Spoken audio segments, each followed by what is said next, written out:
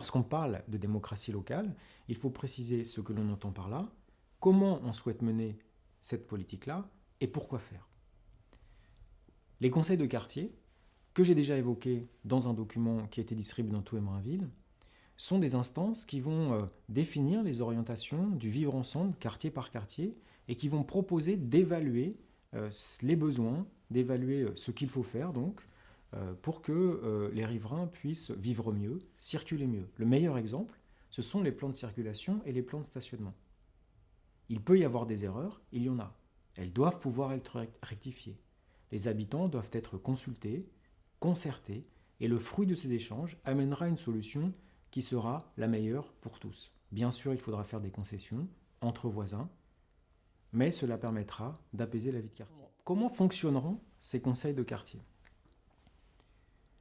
Parmi les habitants, ceux qui seront volontaires seront tirés au sort et les conseils de quartier seront composés pour 60% d'élus issus de tous les groupes de l'Assemblée municipale et pour 40% d'habitants du quartier qui n'ont pas été élus au conseil municipal.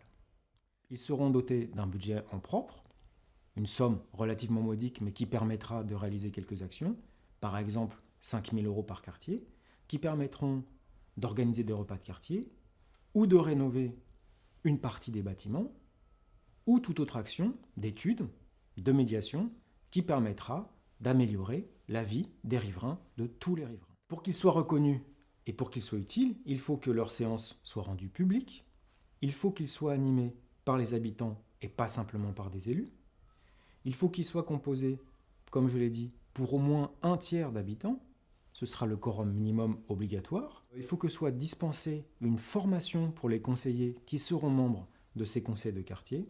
Et puis, il faut qu'ils soient dotés de moyens d'expertise et de communication.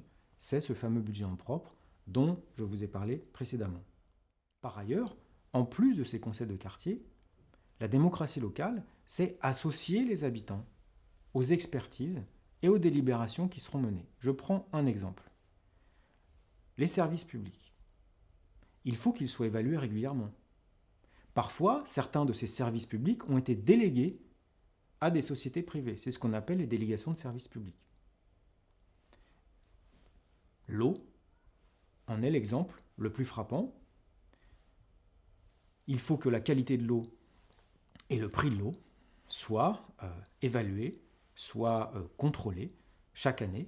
Et donc, si nous créons une commission consultative des services publics locaux, eh bien, des citoyens feront partie de cette commission-là.